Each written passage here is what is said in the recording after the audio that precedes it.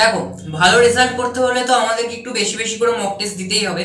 সে ইতিহাস হোক, ইংরাজি হোক, বাংলা হোক, সমস্ত সাবজেক্টে ভালো রেজাল্ট করতে গেলে আমাদের বেশি বেশি করে মক টেস্ট দিতে হবে।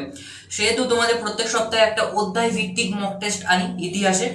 ঠিক আছে, তা আজকেও তোমাদের সপ্তম অধ্যায়, অর্থাৎ 20 শতকের ভারতের নারী, ছাত্র এবং প্রান্তিক জনগোষ্ঠীর আন্দোলন, এই অধ্যায় থেকে গুরুত্বপূর্ণ প্রশ্ন নিয়ে তোমাদের মক টেস্ট প্রকাশ করতে চলেছি। আশা করছি এই মক টেস্টগুলো তো প্রতি সপ্তাহে যে মক টেস্টগুলো দিই সেই মক টেস্টগুলো তোমরা বাড়িতে প্র্যাকটিস করো সবাই।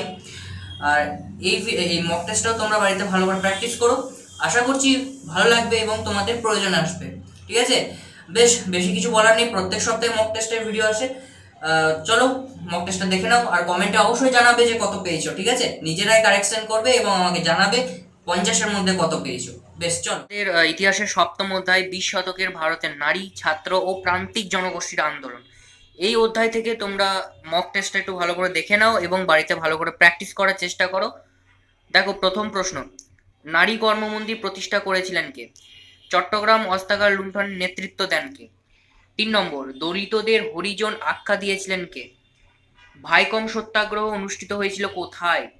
প্রথম দেবদাসী প্রথার বিলোপের জন্য বিল আনেন কে? ঝাঁসি রানী ব্রিগেডের নেতৃত্ব 6 নম্বর, ঝাঁসি রানী ব্রিগেডের নেতৃত্বে ছিলেন কে? রশিদ আলী দিবস পালিত হয় 1946 খ্রিস্টাব্দে, কিন্তু কোন তারিখে পালিত হয় সেটা তোমাকে অপশন দেওয়া আছে, যেটা উত্তর হবে সেটা তোমরা লিখবে। ঠিক আছে, তারপর দেখো, গান্ধী বুড়ি নামে খ্যাত কে? এই প্রশ্নটা সবারই পারা উচিত। গান্ধী বুড়ি নামে খ্যাত কে? যেটা উত্তর সেটা লিখবে। ভারত স্ত্রী মহামণ্ডল প্রতিষ্ঠা করেন কে? তারপর দেখো, 10 নম্বর, বীরাষ্টমী ব্রত চালু করেন কে? আর 11 নম্বর, একটা এক্সট্রা কোশ্চেন আছে, 11 নম্বর, দীপালি সংঘ প্রতিষ্ঠিত হয়েছিল কোথায়? তারপর এবার এসে কিউ প্রশ্ন, অ্যান্টি সার্কুলার সোসাইটি কে স্থাপন করেন? লীলা নাগ কোন সংঘের সাথে যুক্ত ছিলেন? পুলিন বিহারী দাস কে ছিলেন? তারপর 4 নম্বর, দেশবন্ধু নামে কে পরিচিত? ভারতের বিপ্লবীদের জননী কাকে বলা হয়? অস্ত্রাগার 6 নম্বর, চট্টগ্রাম অস্ত্রাগার অভিযানে অংশগ্রহণকারী একজন নেত্রীর নাম লেখো। 7 নম্বর, গদর পার্টির প্রতিষ্ঠাতা কে ছিলেন? 8 নম্বর, ভগৎ সিং, এখানে একটু স্পেলিং মিস্টেক হয়ে গেছে, হ্যাঁ, ভগৎ সিং প্রতিষ্ঠিত বিপ্লবী দলটির নাম কি ছিল? মানে ভগৎ সিং যে বিপ্লবী দল প্রতিষ্ঠা করেছিলেন সেই দলটির নাম কি ছিল? 9 নম্বর, কবে অরন্ধন দিবস পালিত হয়? আশা করছি সবাই জানো। 11 নম্বর, ভারতে বিপ্লববাদের জনক কে? ওখানে ছিল জননী, এখানে হলো জনক। ঠিক আছে, দুটোই করে রাখবে, দুটোই কিন্তু গুরুত্বপূর্ণ আছে। 11 নম্বর, কে ভগিনী সেনা দল গঠন করেন? কে সত্যশোধক সমাজ গঠন করেন? ঠিক আছে, এই দুটো প্রশ্ন আশা করছি সবাই পারবে। আর আগের ভিডিওতে যে 2 নম্বরের প্রশ্নগুলো দিয়েছিলাম ওইটা একটু ভালো করে দেখে নিও, ওইখানে অনেক এই এমসিকিউ এসিকিউ এর উত্তর পেয়ে যাবে। তারপর দেখো, সত্য মিথ্যা, রশিদ আলী ছিলেন আজাদিন বাহিনীর ক্যাপ্টেন। আশা করছি এটা পারবে, কেননা মানে আহ, যেটা সত্য সেটা সত্য লিখবে এবং যেটা মিথ্যা সেটা মিথ্যা লিখবে। আর আশা করছি এটা পারবে। দলিত ও নিপীড়িতদের গান্ধীজি হরিজন বলতেন। দীপালি সংঘ প্রতিষ্ঠা করেন কল্পনা দত্ত। লর্ড কার্জন 1905 খ্রিস্টাব্দে বঙ্গভঙ্গের ঘোষণা করেন। 5 নম্বর, বিপ্লবী বিনয় দাস মন্দিরা নামে একটি পত্রিকা প্রকাশ করেন। এখানে যেটা সত্য সেটা সত্য লিখবে আর যেটা মিথ্যা সেটা মিথ্যা লিখবে। ঠিক আছে, আশা করছি এগুলো সবাই জানো।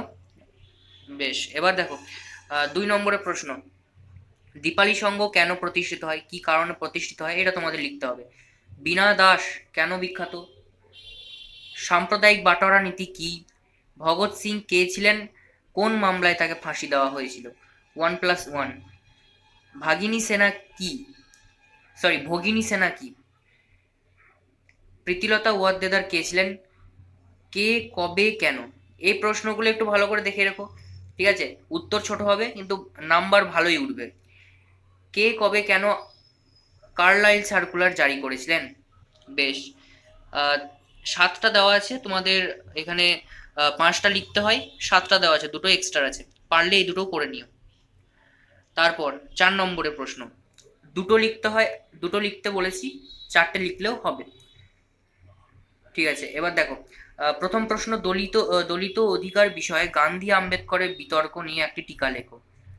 টিকা লেখো। 2 নম্বর, টিকা লেখো ভগৎ সিং নিয়ে একটি টিকা লিখো।